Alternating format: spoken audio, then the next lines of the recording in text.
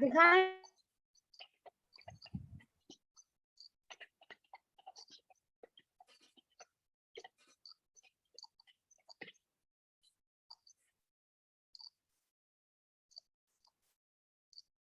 तो सबको फिर से अपना रोल नंबर यहाँ पे लिखना चैट बॉक्स में. So because this is the second class, we are going to consider this class as second class, so you should again write your roll number. All of you should write your roll number again.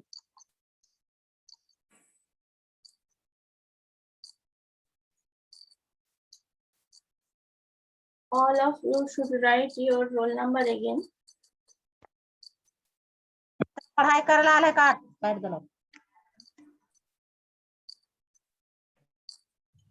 बढ़िया वाला कल कौन दिया, किसका घर दिया था चटकी कोना में, पानी पहले पहले वो सब पहुंचा देना.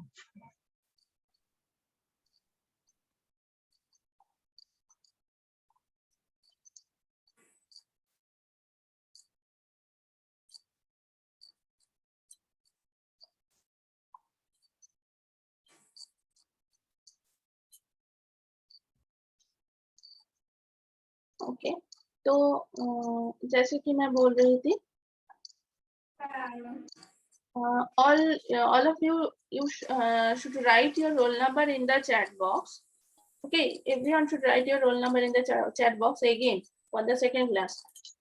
सेकेंडली यहाँ पे जो मैं बोल रही थी, तो फर्दर मैं डीक्यू करूंगी, मतलब लास्ट जो एलिमेंट है वो पे डिलीट होने वाला है. तो उसके लिए क्या होगा, front will be incremented. Front will be incremented means whatever the element was in the position of front will be deleted. तो front किसको डिनोट कर रहा था, प्रीवियसली 3 को डिनोट कर रहा था. उस पोजीशन में जो भी वैल्यू है वो हो जाएगा डिलीट. तो 40 will be deleted and the front will be incremented. Front will be incremented, that means 3 plus 1 will be 4. So front is more than rear. That means there is the underflow condition. So further anything could not be inserted in this element, in this queue. So further any element will not cannot be inserted in this queue. That's why what we will do, that as the queue is empty now, we will reset this front and rear value again in -1. We will reset the value of front and rear again in the again with the -1. ठीक है. तो यहाँ पे जैसे कि front का value rear से ज्यादा हो गया अभी, तो वहां पे अगर मुझे फर्दर डीक्यू ऑपरेशन परफॉर्म करना पड़ेगा, तो ये पॉसिबल नहीं हो पाएगा, because this is now under flow condition, right. This is now under flow condition. तो लास्ट वाला डीक्यू ऑपरेशन परफॉर्म नहीं होगा. Instead of this what we'll do, we will set the value of front and rear in the as -1 again, है ना. F will be -1 and rear will be -1. F will be -1 and rear will be -1. So अभी तक कोई doubt है? तो आप एक चीज बताओ कि कोई भी एलिमेंट इंसर्ट करने से पहले मुझे कितना कंपैरिजन करना पड़ रहा है, और कोई भी एलिमेंट डिलीट करने से पहले मुझे कितना कंपैरिजन करना पड़ रहा है. How many comparison we are doing before insertion और डिलीशन एनी एलिमेंट. क्या चेक करना पड़ रहा है? Please tell me how many comparison we need to do here. Anyone? We need to do just only one comparison. We are checking what is the value of front and what is the value of rear. Basically, using the value of front as well as using the value of rear, we can insert the element. So we are doing only one checking. Okay, we are doing only one checking before insertion or before deletion from the queue. That's why the time complexity of insertion and the deletion will be what? कितना होना चाहिए इसका? Big of 1. Yes, big O of 1 or order of 1. So time complexity Fn, we just denote the time complexity in this way. Fn equals to order of n, sorry, order of 1. एक ही बार compare मुझे करना पड़ रहा है. In case of insertion, I am checking front. In case of deletion, I am checking. Sorry. In case of insertion, I am checking rear, and in case of deletion, I am checking front. So in this way, the total thing is happening. So time complexity is order of 1. Don't forget this. Okay, it's order of 1. So this is the total thing we are going to perform using the code, right? Using the code. और यहाँ पे notes में थोड़ा देख लेते हैं यहाँ पे क्या बोला है. तो यहाँ पे सेम थिंग ही बोला गया है, representation of Q. Okay,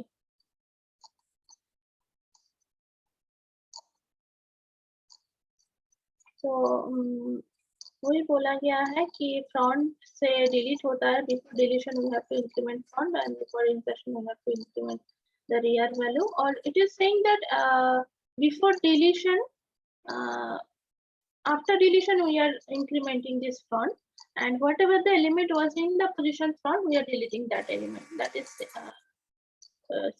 is mentioned there. और rear में क्या बोला गया है कि yes, पहले rear का वैल्यू इंक्रीमेंट करेंगे, उसके बाद उसी पोजीशन में एलिमेंट इंसर्ट करेंगे. ओके, तो यहाँ पे एग्जांपल दिया हुआ है. You will see this example, you will understand. It is very easy. और यहाँ पे एक एल्गोरिदम दिया हुआ है. तो मैं एल्गोरिदम पहले ही नहीं बता रही हूँ, मैं जस्ट प्रोसीजर बता दिया. तो एल्गोरिदम भी यहाँ पे बोला गया है और यहाँ पे सर्कुलर क्यू के बारे में डिस्कस किया गया है. ठीक है, so we will discuss about the circular queue later. First we will see the simple queue. क्या करेंगे अभी, थोड़ा कोडिंग करते हैं, देखते हैं कि कैसे क्यू इंप्लीमेंट होगा. ठीक है, तो ऐसे जैसे कि हम लोग सी कोडिंग करते हैं, सी कोडिंग में क्या हम लोग को जरूरत है, पहले स्टैंडर्ड इनपुट आउटपुट का हेडर फाइल को हम लोग इंक्लूड करते हैं. तो क्या लिखेंगे, हैश इंक्लूड. अगर मेरा कोई मिसटाइप मैं करती हूँ तो प्लीज मुझे ये इसको चेक करते रहना. ठीक है, you should check this. You should tell me after checking. और डेटा स्ट्रक्चर क्लास के लिए सी का कॉन्सेप्ट बहुत ही जरूरी है.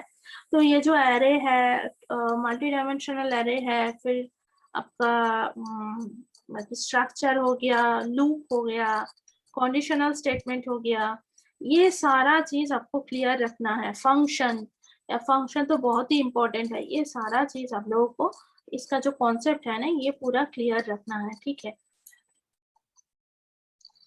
तो पहले मैं हेडर फाइल इंक्लूड कर रही हूँ. और जैसे कि कोई भी मैं कोडिंग करती हूँ तो क्या होता है कि पहले मेन फंक्शन से सारे एग्जीक्यूशन स्टार्ट होता है. तो मैं क्या करूंगी ना, पहले मेन फंक्शन को बना लेती हूँ, जो स्ट्रक्चर है वो बना लेती हूँ. मैम आप C++ यूज कर रहे हैं? So सेम प्लेटफॉर्म है, मैं C और C++ दोनों कर सकते हैं. This is just, these are available over here. Okay, stdio.h available here, so यहाँ पे किया जा सकता है. Okay, int main. तो मेन में मैं क्या लिखूंगी, अभी फिलहाल कुछ नहीं लिख रहे हैं, जस्ट बॉडी बना रहे हैं. तो रिटर्न करेगा ये फंक्शन, वैल्यू नहीं रिटर्न करता. That's why we write return 0. ठीक है, रिटर्न लिखते हैं. तो ये जो कंपाइलर है ये void main एक्सेप्ट नहीं करता है, इसमें int main ही लिखना पड़ता है. That's why I am writing this. लोग लिनक्स में करोगे या दूसरा कोई प्लेटफॉर्म है तो किसी किसी जगह ऐसा है कि void main से काम कर चल जाता है. So but for this one int main is necessary to write. After that क्या करेंगे कि जैसे कि मैं इस क्यू को क्या कर रही हूँ, स्टैक से इम्प्लीमेंट कर रही हूँ, राइट. सो स्टैक से इम्प्लीमेंट कर रही हूँ. आई कैन स्किप एंट्री में देख कि अभी तक अपना रोल नंबर चैट बॉक्स में नहीं लिखा है तो प्लीज लिख दो. और ये हर दिन ये मेंटेन करना मेरे क्लास में, because I take all the attendance from your chat box. Okay. तो मैं एरे से इम्प्लीमेंट कर रही हूँ, तो that means there should be a maximum size. ठीक है, तो मैं क्या करूंगी, एक मैक्सिमम साइज यहाँ पे डिफाइन कर लूंगी. साइज मैं लिख रही हूँ सपोज 5, छोटा सा ही ले लेते हैं तो ये हैंडल करना इजी होगा. Has defined size 5. इसका मतलब क्या है कि हैज डिफाइन करके हम लोग मैक्रो डेफिनेशन लिखते हैं. मैं वैल्यू यहाँ मतलब वेरिएबल नेम लिखूंगी, whatever the value I'll write, the same value will be used wherever I will use the name size. तो यहाँ has defined size 5 लिखे हैं. इस नाम को जहां जहां भी मैं यूज करूंगी उस जगह क्या होगा, 5 वैल्यू यूज होगा at the time of running the code. ठीक है, तो साइज के जगह 5 रिप्लेस हो जाता है. That is the called macro definition. I'm writing has different size 5. तो टोटल साइज मैं ले रही हूँ क्या, 5 ले रही हूँ. आफ्टर दैट मैं क्या कर सकती हूँ, डिक्लेयर कर रही हूँ जिसका डेटा टाइप होगा इंटीजर इंट. फिर सपोज एरे नेम है आइटम, मतलब क्यू का जो नेम है, सपोज मैं लिख रही हूँ आइटम्स, और उसमें लिखूंगी जो भी साइज मैं क्यू बनाना चाहती हूँ उतना साइज को मैं इसमें पास कर दूंगी. ठीक है, तो that size will be passed. और मैं क्या कर रही हूँ, मेन फंक्शन से पहले ये एरे डिक्लेयर कर रही हूँ. That means this is declare global. तो ग्लोबली डिक्लेयर करने से क्या होता है, और भी कोई भी फंक्शन मैं लिखूंगी तो वो फंक्शन भी ये जो वेरिएबल है या एरे है जो भी ग्लोबली डिक्लेयर्ड है उसको एक्सेस कर पाएगा, है ना. अगर मेन फंक्शन के अंदर मैं कोई वेरिएबल या एरे लिखती हूँ तो वो हो जाता है मेन फंक्शन का लोकल वेरिएबल या लोकल एरे. लेकिन अगर मैं सारे फंक्शन से बाहर लिखूंगी, सारे फंक्शन से बाहर कोई वेरिएबल नेम लिखूंगी या कुछ भी डिक्लेयर करूंगी, that will be considered as global and anyone can use them. जैसे कि आप लोग जावा में भी पढ़े हो, एक्सेस स्पेसिफायर के बारे में पढ़े हो, राइट. पब्लिक होता है, प्राइवेट होता है. तो यहाँ पे ग्लोबली जो भी मैं डिक्लेयर कर रही हूँ इसको आप लोग ऐसे भी कंसिडर कर सकते हो कि ये पब्लिकली अवेलेबल है, ये पब्लिक इसका एक्सेस स्पेसिफिकेशन पब्लिक व्हाटएवर. तो कंसिडर इन दिस वे. और ये जो फ्रंट है या रियर है, ये जो दो चीज है, फ्रंट एंड को और रियर एंड को कंट्रोल करने वाला 2 वेरिएबल मुझे चाहिए होगा. तो ये भी मुझे ग्लोबली डिक्लेयर करना पड़ेगा. पूछो क्यों, क्योंकि जब मैं डिलीट करूंगी तब भी मुझे फ्रंट क्या है वो चेक करना पड़ेगा. जब मैं कुछ इंसर्ट करूंगी तब मुझे चेक करना पड़ेगा कि रियर का वैल्यू क्या है, देख लेते हैं. So every time we need to check this 2 value, front end rear, है ना. तो उसके लिए सारा फंक्शन उसको यूज करने वाला है. That's why we will declare this 2 variable as global in front. तो एकदम बिगिनिंग में जब कुछ वैल्यू ही नहीं है तो उसका फ्रंट का वैल्यू मैं क्या सेट करूंगी, what I will set the value of front, what should I right here.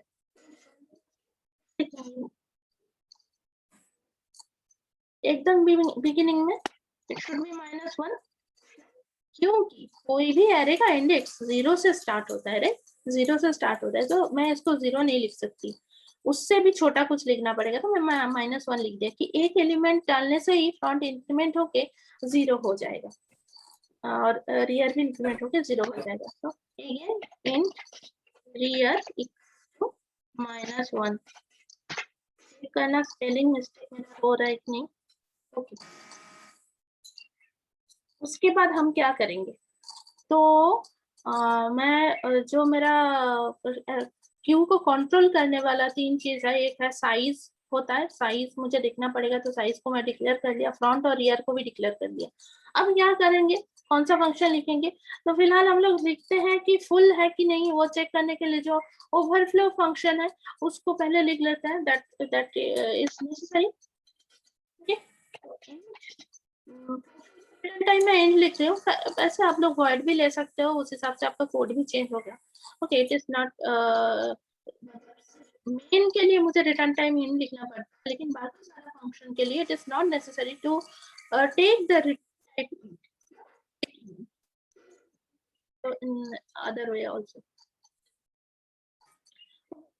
See, participant is 61, chat box में 56 name है, 56 entries है. So if anyone left, please write your roll number. Okay. तो मैं क्या कर सकती हूँ, इस फुल करके एक फंक्शन लिखती हूँ, तो ये मुझे समझने में इजी रहेगा कि इस है ये ओवरफ्लो कंडीशन फुल है कि नहीं वो चेक क्या चेक करेंगे, फुल कब होता है, फुल कब होता है, when it is considered that the queue is full. What will be the value of front when queue is full? Front का वैल्यू क्या होना चाहिए ताकि क्यू फुल होगा?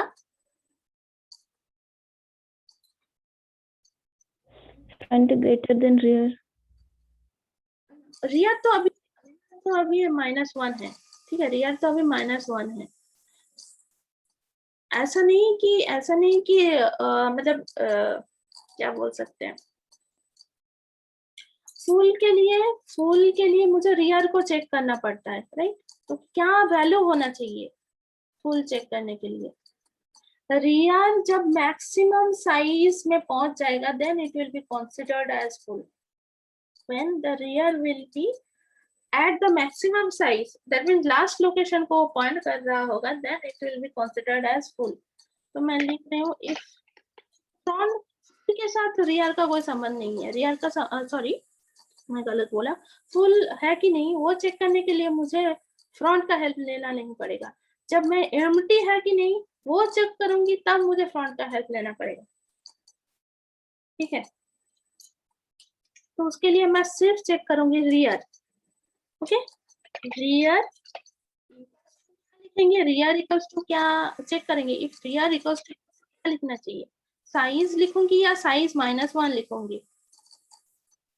What should I do?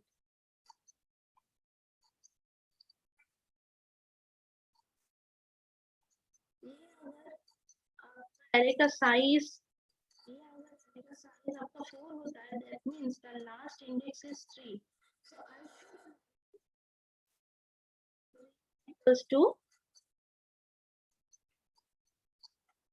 Size -1 लिखेंगे। मैम नहीं सुनाई दिया, फिर से बोलिए। मैं बोला कि ये जो मैं एग्जांपल देखा तो इसमें मेरा एरे का या क्यू का साइज कितना था, साइज था 4, लेकिन उसका जो लास्ट इंडेक्स था वो था 3, लास्ट इंडेक्स था 3, so if size is 4 then last index is 3, here is point last index, that means the queue is full. Take the value of rear is not -1 or not, का value size -1 है कि नहीं check करेंगे। अगर ये होता है, that means ये फुल है, तो फुल होने के वैल्यू रिटर्न कराऊंगी, और अगर फुल नहीं होता है तो उसके लिए दूसरा कोई वैल्यू रिटर्न कराऊंगी। तो अगर फुल होता है तो उसके लिए मैं रिटर्न करवा रही हूँ 1, रिटर्न करवा रही हूँ 1 रिटर्न कराते हैं, चलेगा? 1 रिटर्न कराते हैं, नहीं है मतलब फुल नहीं है तो उसके लिए मैं क्या रिटर्न कराऊंगी, 0 रिटर्न करा देते हैं, चलेगा? ठीक है, तो ये ओवरफ्लो कंडीशन को चेक करने के लिए मैं लिख लिया, ये मेरा चेक ओवरफ्लो कंडीशन। तो मैं यहाँ पे मैम रिटर्न 1 क्यों किया वो बता दीजिए ना। रिटर्न 1 में मतलब फुल अगर होगा तो मुझे उसको किसी से स्पेसिफाई करना पड़ेगा कि ये मेरा फुल हो गया। अगर फुल नहीं होता है तो दूसरा कोई वैल्यू से उसको मुझे डिनोट करवाना पड़ेगा। So if I return 1, that means it is full. If I don't return 1, that means it is not full. There is some space. ठीक है, आ रही हूँ। अगर फुल नहीं होता है तो मैं 0 रिटर्न कर रही हूँ, दो अलग अलग वैल्यू रिटर्न कर रही हूँ क्योंकि यहाँ पे रिटर्न टाइम में लिखी हुई है। ठीक है, फुल होता है तो 1 रिटर्न करेगा, अगर 0 होता है नहीं मतलब फुल नहीं है तो 0 रिटर्न करेगा। इसको फिलहाल यहाँ पे मैं चेक भी कर सकती हूँ। ठीक है, तो मैं यहाँ पे लिख रही हूँ चेकिंग ओवरफ्लो कंडीशन,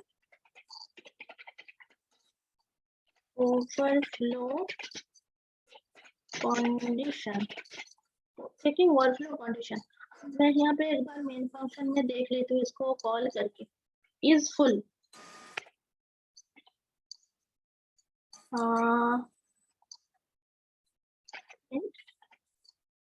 मैं जस्ट लिख रही हूँ इस फुल फंक्शन को करके देखती हूँ क्या वो प्रिंट करता है, क्या वैल्यू प्रिंट करता है।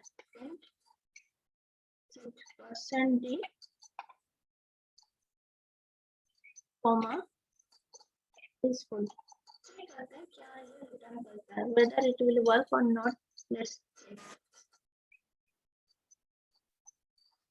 Is full in function element was not declared in the scope. Okay,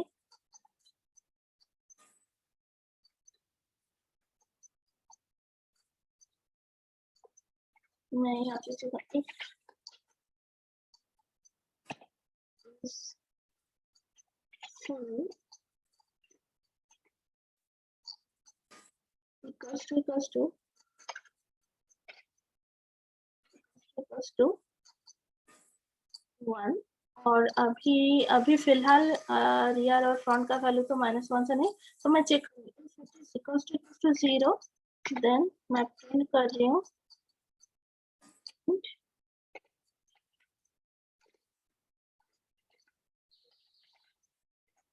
Q is not full। क्या ये काम करेगा? और प्रिंट एफ होता है सी में, रन इज नॉट फुल। ठीक है, मैं मतलब ये मैं देख रही हूँ कि ये परफेक्टली वर्क कर रहा है, ठीक है। तो साइज का वैल्यू जस्ट मैं साइज का वैल्यू क्या था पहले, साइज वाज 5। मैं यहाँ तो 5 फोर्सफुली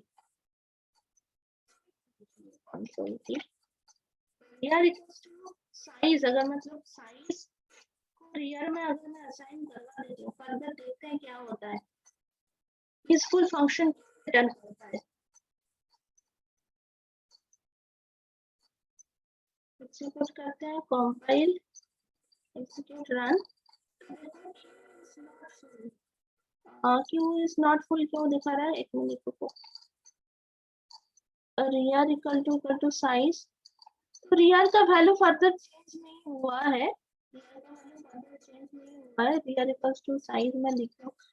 तो वेल का वैल्यू इंक्रीमेंट हो जाएगा, रियल का वैल्यू जब इंक्रीमेंट होके साइज -1 हो जाएगा, then it will show that queue is, ये फुल नहीं है, that's why it is printing queue is not full. So कि यहाँ पे कैसे मैं चेक कर रही हूँ कि क्यू फुल है कि नहीं।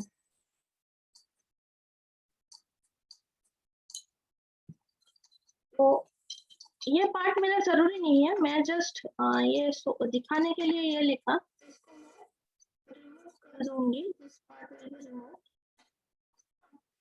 फुल कंडीशन है कि नहीं उसके लिए मैं चेक कर रही हूँ। फ्लो कंडीशन के लिए फंक्शन लिखूंगी,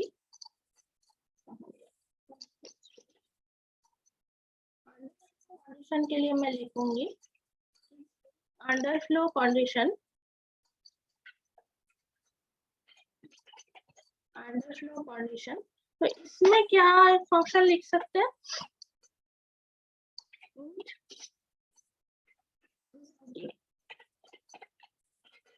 int is empty,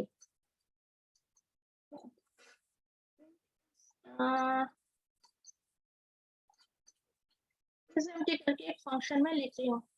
तो उसमें क्या चेक करेंगे कि क्यू में कि नहीं, अंडरफ्लो कंडीशन है कि नहीं, वो चेक करने के लिए कंडीशन के लिए किसको मुझे चेक करना है, फ्रंट को चेक करना है। If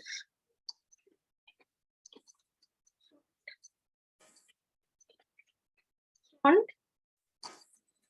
equals to -1, if front equals to -1, then front का वैल्यू अगर -1 होता है, मतलब पूरा खाली होता है, then it will return 1। ये क्या वैल्यू रिटर्न करेगा, 1 वैल्यू रिटर्न करेगा। रिटर्न मैं रिटर्न करा रही हूँ, जैसे कि ये इसका रिटर्न टाइप है इंटीजर, इस फंक्शन का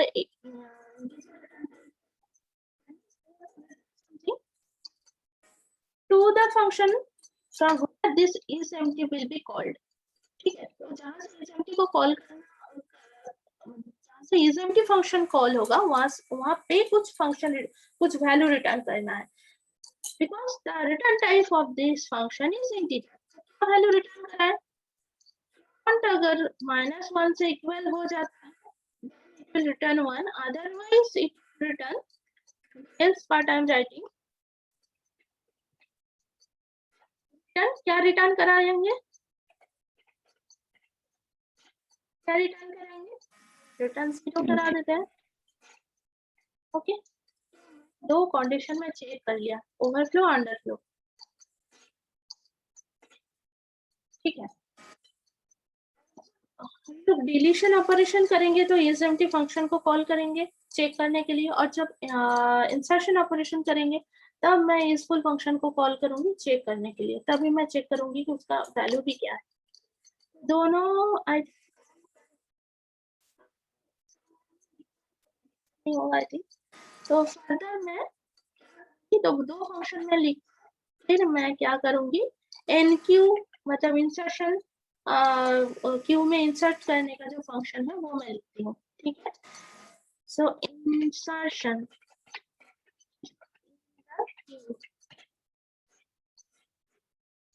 ठीक है, तो उसके लिए इंसर्ट करने के लिए कुछ रिटर्न करने का जरूरत नहीं है, राइट, क्योंकि वो कुछ चेक नहीं कर रहा है।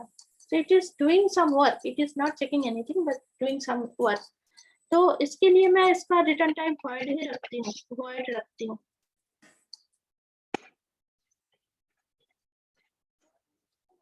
फंक्शन में लिखी थी nq, तो nq करने के लिए मुझे क्या करना पड़ेगा, एक एलिमेंट चाहिए मुझे जिसको इंसर्ट करेंगे, एक एलिमेंट मुझे चाहिए जिसको मैं इंसर्ट करूंगी।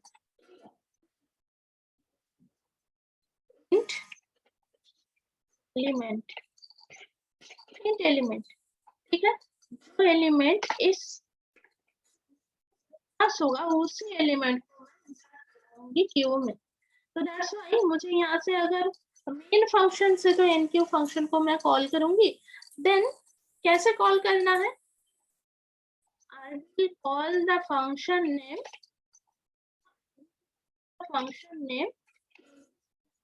मैं 10 को इंसर्ट कराना चाहती हूँ, जैसे कि मैं एग्जांपल में भी यूज किया था। ठीक है, मैंने 10 को दिया था, so I am passing the value 10 to the function that is in Q।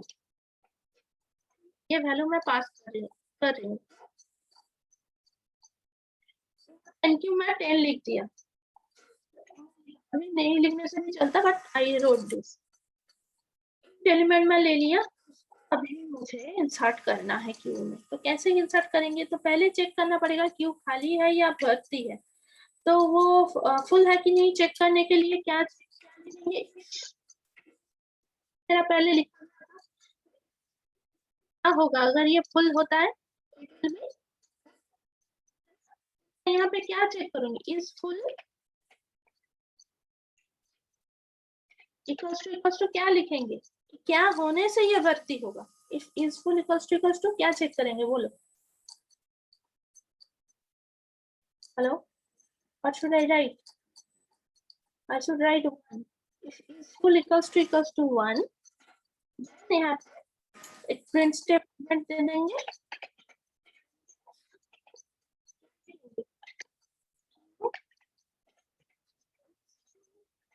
Is full /n stands for new line.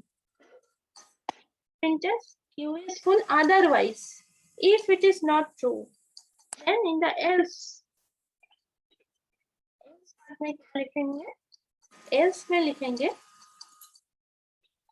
और एक चीज भी हम लोगों को चेक करना पड़ेगा। else में और एक चीज को हम लोगों को चेक करना पड़ेगा। वो क्या? तो ये है कि एकदम स्टार्टिंग में है, एकदम बिगिनिंग में हम लोग है, तो फ्रंट और रियर दोनों ही -1 होगा। एकदम बिगिनिंग में है तो फ्रंट और रियर, जैसे कि हम लोग ये एग्जांपल में देखे थे, तो फ्रंट और रियर दोनों ही मेरा -1 था, दोनों ही -1 था। तो पहले हम लोग क्या किए थे? फ्रंट और रियर दोनों को ही इंक्रीमेंट किए थे, तो फ्रंट का वैल्यू मेरा बना था 0 और रियर का वैल्यू मेरा बना था 0। यहाँ पे और पहला मैं जैसे इनक्यू कर रही थी, इनक्यू 10, मैं वैल्यू भी -1 + 1 0 लिखा था और रियर का वैल्यू -1 + 1 0 लिखा था। या स्टार्टिंग पोजीशन को सब कोई फ्रंट और रियर दोनों डिनोट करे। सो दैट मींस इफ मुझे चेक करना पड़ेगा if we are at the beginning condition or not. So we have to write here equals to -1। तो फ्रंट का वैल्यू -1 कब होता है? जब मैं बिगिनिंग कंडीशन में हूँ, मतलब स्टैक जब क्यू जब एम्प्टी है, front equals to -1, then I will set the front value, I will set the front value 0, or I can write -1 + 1 or increment it, whatever. Writing front equals to 0 क्योंकि front increment होगा, उसका value -1 हुआ तो। Otherwise, every time I will do NQ, I have to increment the rear value, है ना? मुझे rear value को increment करना पड़ेगा। तो रियर वैल्यू एकदम बिगिनिंग में, अगर वो स्टार्टिंग में मैं इंसर्ट कर रही हूँ तो बिगिनिंग में उसका वैल्यू क्या था? वैल्यू था -1, तो उसको इंक्रीमेंट करना पड़ेगा। So I will write rear equals to rear 1। तो रियर अभी इंक्रीमेंट होके अपना पोजीशन ले लिया है, उसी पोजीशन में कुछ एलिमेंट मैं डालूंगी, उसी पोजीशन में। तो उसी पोजीशन में आइटम मैंने वैल्यू डालने का मतलब क्या है कि मेरा एरे नाम था आइटम, ये जो एरे था ना, कहाँ गया मेरा पेंट में, ये इसका नाम था आइटम, सपोज आइटम, इसका नाम था आइटम, राइट? का 0 लोकेशन में मुझे 10 को इंसर्ट करना पड़ेगा, 10 को इंसर्ट करना पड़ेगा, right? at the position beginning position जिसको रियर डिनोट कर रहा है, तो उसी पोजीशन में रियर जहाँ पे डिनोट कर रहा है, उसी पोजीशन में मुझे 10 को इंसर्ट करना पड़ेगा। So should I write 8 and the position is rear, insert the element which is 10। कहाँ गया? हाँ, यहाँ पे मैं लिखूंगी रियर को, तो मैं इंक्रीमेंट कर लिया। After at that position I will write item. Item is the name of the array and the position is rear. Rear position में मुझे इंसर्ट करना है, तो क्या लिखेंगे? एलिमेंट, मैं लिख रही हूँ एलिमेंट, ठीक है? ये मेरा NQ पार्ट हो गया। तो NQ करने के लिए यही मुझे करना है, फर्दर मैं एक चीज कर सकती हूँ, इंसर्टेड एलिमेंट कौन है वो देख सकती हूँ। प्रिंटेड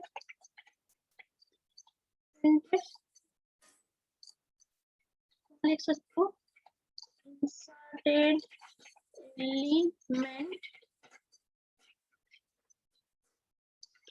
परसेंटेज क्या लिखूंगी, स्लैश एन डाल रही हूँ। Inserted element is what, comma लिखूंगी। इंसर्टेड एलिमेंट कौन है बोलो? I can write, I can rear or I can write element. So I am writing element. Element, ठीक है। तो चलो चेक करते हैं क्या ये रन हो रहा है कि नहीं, क्योंकि मैं फंक्शन को लिख लिया, क्यू फंक्शन को लिख लिया, क्यू फंक्शन को भी लिख लिया, क्यू फंक्शन को यहाँ पे मेन से भी कॉल कर रही हूँ। होता है कि नहीं, एग्जीक्यूट मैं पहले कंपाइल किया, आइटम रियर क्या प्रॉब्लम हो गया, void increment item was not declared in the scope। यहाँ पे क्या लिखा था, आइटम्स लिखा था, राइट, इसलिए नहीं पढ़ पा रहा, ये आइटम्स लिखना पड़ेगा मुझे। आइटम्स करते हैं, कंपाइल, यस कंपाइल हो रहा है, फर्दर एग्जीक्यूट रन किया, इंसर्टेड एलिमेंट 10 हो गया, 10 इंसर्ट हो गया। देखते हैं कि हम लोगों को पता है कि ये जो टोटल क्यू है उसका साइज है 5, मतलब 5 एलिमेंट अगर मैं डालूंगी तो 5 एलिमेंट आराम से घुस जाएगा। 6 वाला एलिमेंट अगर डालूंगी तो वहां पर मुझे दिखाना चाहिए कि क्यू इज फुल। तो मैं क्या करूंगी, फंक्शन को मैं कॉल कर दूंगी 6 बार, 6 अलग अलग वैल्यू से, ठीक है।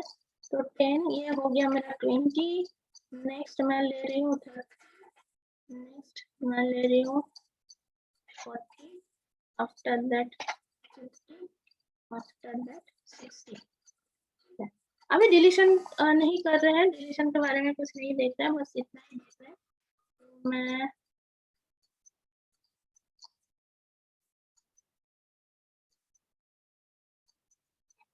तो फर्दर मैं इसको एग्जीक्यूट कर रही हूँ, कंपाइल किया, फाइनली ये सक्सेसफुली कंपाइल हो रहा है। It will it can enter first five elements, but last element it could not enter because it will not be able to enter because then your queue will be full। मुझे दिखा रहा है पहला 5 element तो ये insert कर लिया है, 10 20 30 40 50, बट लास्ट में ये नहीं कर पाया क्योंकि इसका साइज था 5 and that's why it cannot enter more than 5 elements। So is working। Further मुझे क्या करना है, डिलीशन का जो कोड है वो मुझे लिखना है, डिलीशन वाला कोड हमें लिखना है। तो जो भी अपना रोल नंबर नहीं लिखा है लिख दो, फर्दर मैं बोल रही हूँ।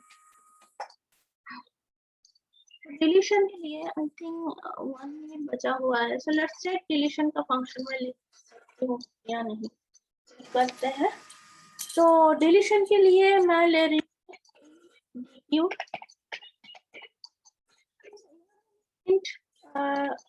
रिटर्न टाइप क्यों ले रही हूँ, क्योंकि कौन सा एलिमेंट डिलीट हो रहा है, कौन सा एलिमेंट डिलीट हो रहा है वो मैं मेन फंक्शन को रिटर्न करूंगी, बिकॉज मेन फंक्शन से ही डीक्यू फंक्शन कॉल होगा, है ना, मेन फंक्शन से डीक्यू फंक्शन कॉल होगा।